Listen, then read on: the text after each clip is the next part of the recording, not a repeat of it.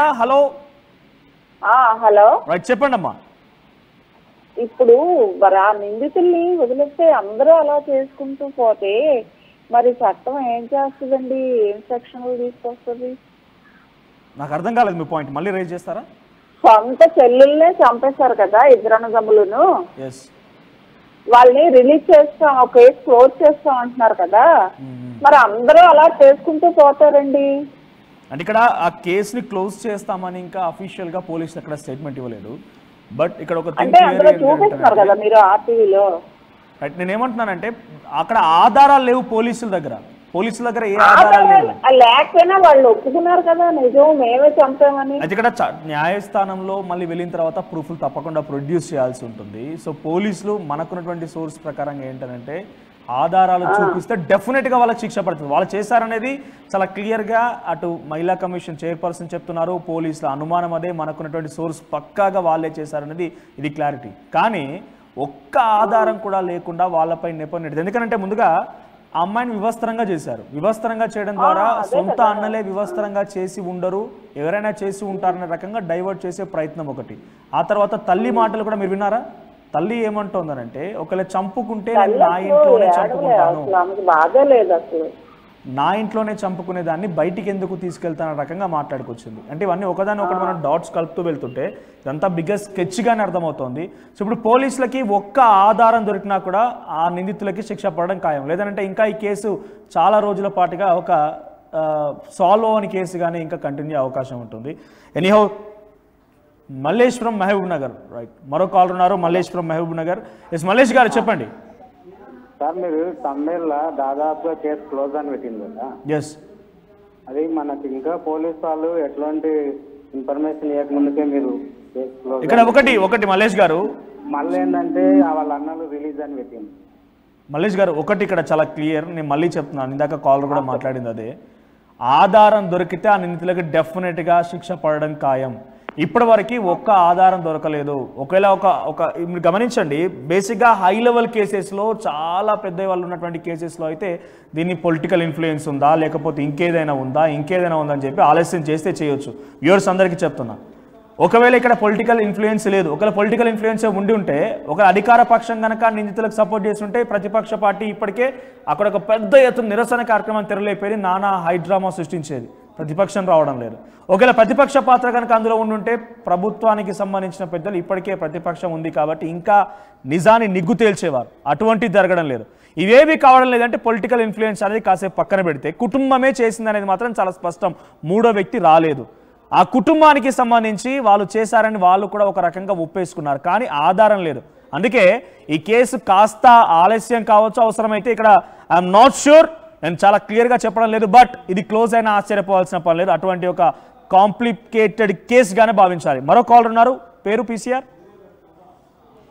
PCR caller పేరు అంజలి from Kurnool. అంజలి గారు నమస్తే అండి. నమస్తే అండి. చెప్పండి మేడం. వాళ్ళు అన్నలు చంపారని మనకు ఆల్మోస్ట్ అర్థమైపోతుంది. ఎస్, అక్కడ ఏం జరిగిందంటే ఇప్పుడు పగ ముందు ప్రేమ ఓడిపోయిందండి. ఇప్పుడు అన్నలకి ఖచ్చితంగా చెల్లెలనే ప్రేమ ఉంటది. కాకపోతే వాళ్ళు ఏం చేయాలనుకున్నారంటే తనని ఆ అబ్బాయి మీద ఆల్రెడీ వాళ్ళకి చాలా కోపం ఉంది. ఆ కోపాన్ని వాళ్ళు ఎలా చేయాలనుకున్నారంటే తినని చంపేసి వాళ్ళ మీదకి పంపించేస్తే ఆ అబ్బాయిని జీరికేస్తే ఇక్కడ వీళ్ళు గెలుస్తారు కదా. ఆ అబ్బాయి మీద ఒకే ఊరు వాళ్ళు కాబట్టి ఆ కక్ష అంతా తీరిపోతుందని వాళ్ళు ఆలోచించారు. ఓకే, మీ పాయింట్ నాకు అర్థం కాలేదు, మళ్ళీ ఒకసారి చెప్తారమ్మా.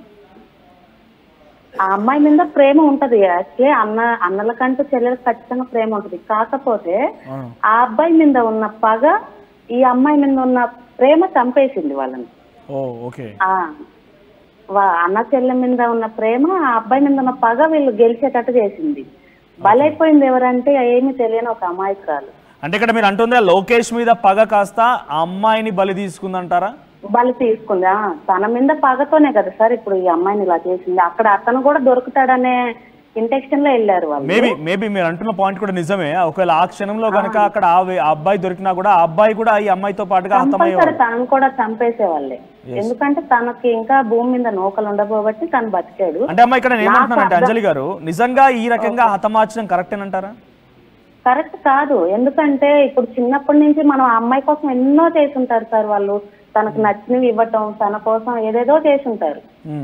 ఇది ఒక్కటి నచ్చ చెప్తే పోనీ తన కెరియర్ గురించి గుర్తు చేసి అమ్మాయి ఇంకా లైఫ్ చాలా ఉంది, మీరు ఇంకా బ్రతకండి చాలా చెప్పొచ్చు. ఆడపిల్లని నచ్చ చెప్పుకునే దాంట్లో కేవలం తల్లి మాత్రమే గెలుస్తుంది. తల్లి చెప్పుకునే విధానంలో ఆడపిల్ల ఎంత దూరమో అంజలి గారు ఇక్కడ మీ నోటీస్ కూడా తీసుకోవాలనుకుంటున్నా. తల్లి కూడా ఏమందనంటే డైరెక్ట్ గా, ఒకవేళ నా కూతురు నేనే చంపుకోవాలనుకుంటే నేను నా ఇంట్లో చంపేకునేదాన్ని, నేను ఎందుకు బయటకు తీసుకెళ్ళి చంపేసుకుంటే తను బాగుంటాడు కదా సార్. ఇప్పుడు ఇంట్లోనే చంపేసుకోవచ్చు వాళ్ళు. ఆ తల్లి అంటోంది నేను ఇంట్లోనే చంపేసుకునేదాన్ని, బయటకి ఎందుకు తీసుకొస్తాను, ఇప్పుడు నేను చంపలేదు, నా కుటుంబం కాదు, వేరే వాళ్ళు ఎవరో చేశారు, లోకేష్ చేశాడని చెల్లి. సరే మీ వీడియో నేను కంటిన్యూగా చూస్తున్నాను సార్. ఎందుకంటే నాకు ఒక కూతురు ఉంది. తను రేపటి రోజున భవిష్యత్తు మన పిల్లలు ఏమైపోతారా అని తెలుసుకోవాలంటే ఇలాంటి ఖచ్చితంగా ప్రతి తల్లి చూడాలి. ఆ తల్లి పాత్ర ఉంది, అన్న పాత్ర ఉంది అని వీడియో చూసిన ప్రతి ఒక్కరికి అర్థమైపోతుంది. ఎందుకంటే ఆ అబ్బాయి వచ్చిన సీసీ కెమెరా వీడియోస్ అవన్నీ మనం చూస్తున్నాం. ఆ అబ్బాయి ప్రేమించాడు, కానీ ఆ అమ్మాయిని చంపుకునేంత అయితే లేదు. తను వచ్చిన స్పీడ్ లో నన్నేం చేస్తారా అని ఆ అబ్బాయి అక్కడ వదిలేసి కోపం మీద స్పీడ్ గా వచ్చేసాడు. కానీ ఆ అమ్మాయిని చంపుకోవాలని ఆ అబ్బాయి అనుకోలేదు, తను అలా చనిపోతుందని ఆ అమ్మాయి కూడా అనుకోలేదు.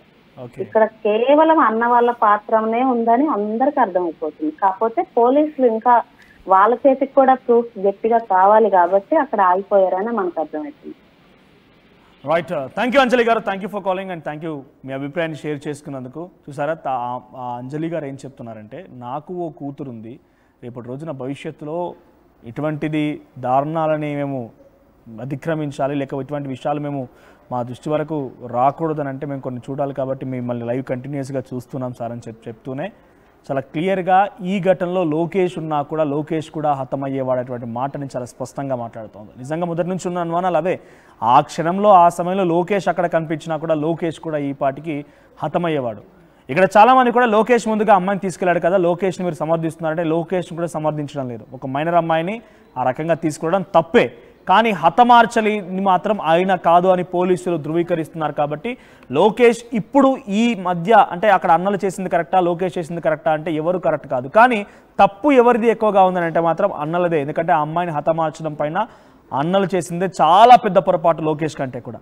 అయితే ఇక్కడ మరో కాలర్ కూడా సిద్ధంగా ఉన్నారు, ఉమా ఫ్రమ్ హైదరాబాద్. ఉమా గారు మాట్లాడండి. సార్ నమస్తే సార్, హైదరాబాద్ నుంచి మాట్లాడుతున్నా. నా పేరు ఉమా సార్. చెప్పండి అమ్మా. వాళ్ళు అంత పెద్ద తప్పు చేశారు కదా, సాక్ష్యాలు ఏం లేవనేసి మీరు అన్నల్ని రిలీజ్ చేస్తా అని చెప్తున్నారు కదా సార్, అది ఎంతవరకు న్యాయం కావచ్చు? ఏమి చెయ్యని లోకేష్ ని పోక్సో చట్టంలో ఇరికించాలి అని చూస్తున్నారు. ఆధారాలు దొరికితే తప్పకుండా ఆ నిందితులకి డెఫినెట్గా మనం ఏ శిక్ష పడుతుంది, ఎంతలా శిక్ష పడుతుంది, ఎటువంటి శిక్ష అనేది మనం బికాజ్ మన న్యాయస్థానం కాదు కాబట్టి చెప్పలేము, బట్ డెఫినెట్గా వారికి తగు శిక్ష అయితే పడుతుంది, పడాలి సార్. ఎందుకంటే ఇప్పుడు వీళ్ళు ఇంత తెలివితో చేశారు కదా, ఇలాంటి వాళ్ళని చూసి ఇంకొన్ని సంఘటనలు కూడా ఖచ్చితంగా జరుగుతాయి సార్. మరి ఆధారాలు లేకుండా ఎంత తప్పైనా చేసి తప్పించుకోవచ్చు అంటారా? లేదు, ఆధారం లేకుండా చేసి తప్పించుకోవచ్చు అని అంటే ఇది ఇంకొకరు నేర్పించినట్టు అవుతుంది, అలా మేము చెప్పము. బట్ వాళ్ళంతా కూడా అంత రెక్కి నిర్వహించారు. ఎక్కడో ఒక ఆధారం దొరికింది కానీ కొంచెం సమయం పట్టొచ్చు, అంతే సమయం తీసుకోవచ్చు, కానీ తప్పకుండా తప్పు చేసిన వాడు ఏదో ఒక ఆధారాన్ని వదిలేస్తాడు, ఆధారం దొరుకుతుంది, అన్నింటిలోకి తప్పకుండా శిక్ష పడే అవకాశం కూడా ఉంది. రైట్, సంతోష్ ఫ్రమ్ బెంగళూరు నుంచి కూడా కాల్స్ వస్తున్నాయి. సంతోష్ గారు చెప్పండి. తప్పించుకోవచ్చు అని అంటే ఇంకొకరు నేర్పించినట్టు అవుతుంది, అలా మేము చెప్పము. బట్ వాళ్ళంతా కూడా అంత రెక్కి నిర్వహించారు. ఎక్కడో ఒక ఆధారం దొరికింది కానీ కొంచెం సమయం పట్టొచ్చు, అంతే సమయం తీసుకోవచ్చు, కానీ తప్పకుండా లేట్ ఉంటుందని వాయిస్ మీరు డైరెక్ట్ గా మాట్లాడండి. అన్నింటిలోకి తప్పకుండా శిక్ష పడే అవకాశం కూడా ఉంది. సంతోష్ ఫ్రమ్ బెంగళూరు నుంచి కూడా కాల్స్ వస్తున్నాయి. సంతోష్ గారు